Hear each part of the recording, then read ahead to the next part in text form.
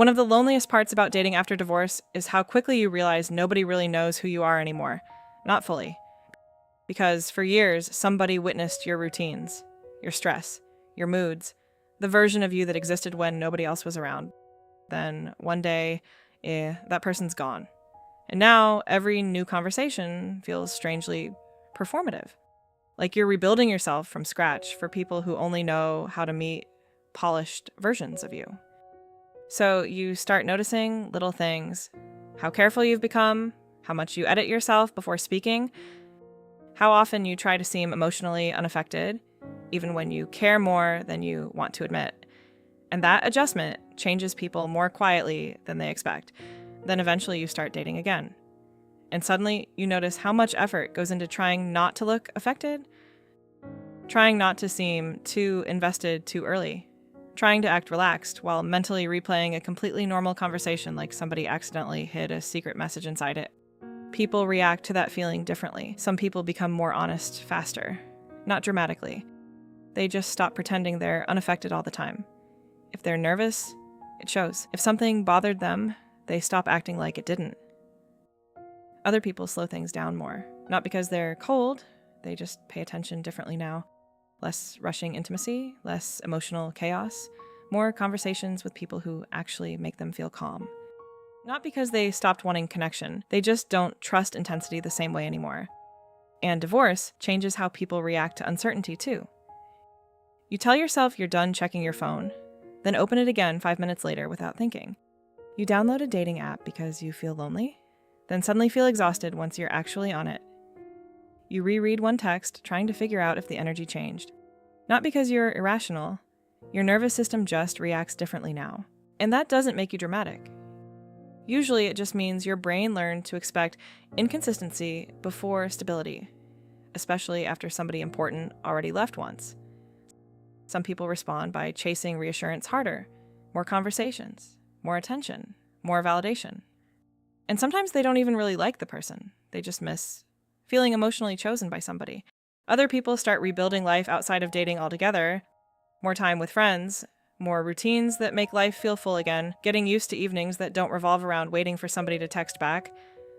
Some people start rebuilding confidence in quieter ways too, getting healthier, creating routines again, learning how to make life feel stable without constant reassurance from somebody else. That part usually matters more than people realize, because underneath all of it, most people are trying to solve the same fear. What if nobody ever chooses me like that again? And that thought sits deeper than most people admit.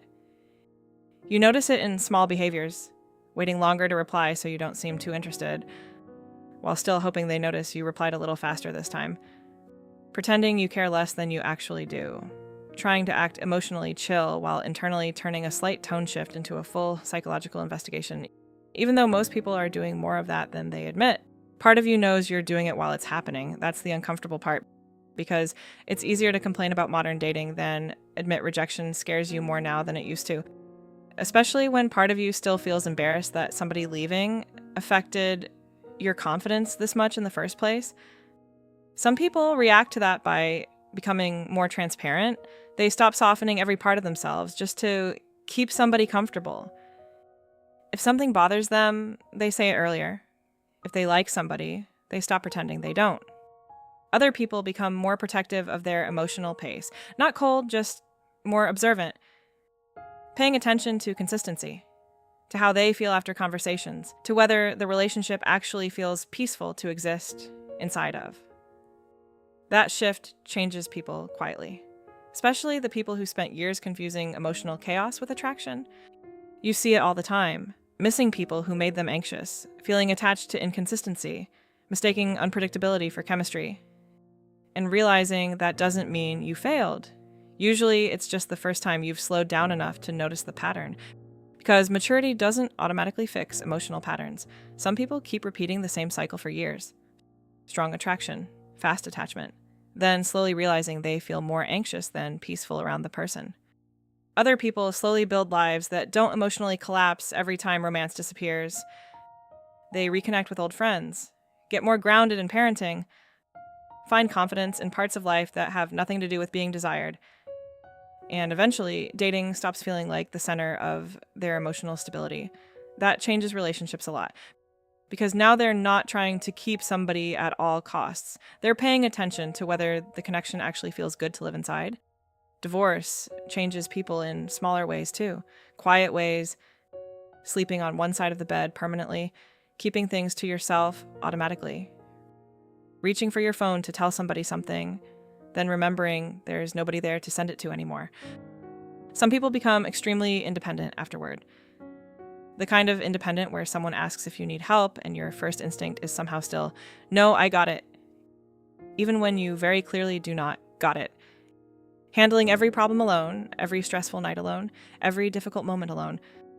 And after a while, independence stops feeling empowering and starts feeling automatic.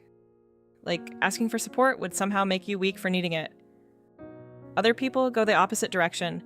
They attach quickly to people who make them feel safe. They overshare too early sometimes, then spend the next day replaying the conversation, wondering if they talked like a normal person or not. They hold on to consistency tightly because they know what instability feels like now. Because once you've lived through emotional instability long enough, consistency starts feeling attractive in a completely different way. Eventually, dating stops being about finding somebody. It starts showing you who you become when nobody's constantly reassuring you anymore. Who are you when nobody's reaching for you first anymore? When attention gets quiet, that's where people really meet themselves.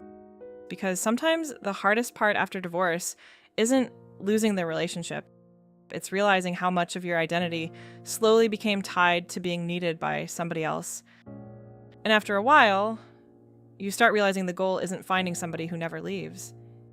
It's becoming somebody who doesn't abandon herself just to keep love around. Because that's what a lot of people quietly start doing after divorce. Saying less, needing less, pretending things hurt less than they actually do. Trying to become easier to keep around. Less emotional, less inconvenient, less honest about what hurts. Until one day you barely recognize yourself inside your own relationships anymore. And maybe that's the real shift people eventually have to make. Not learning how to avoid rejection, not learning how to seem detached, not learning how to perform confidence well enough to never get hurt again, but learning how to stay connected to yourself, even when relationships feel uncertain. Because eventually the question stops being, who's going to choose me? And becomes, can I stay honest about who I am without shrinking just because I'm afraid somebody might leave?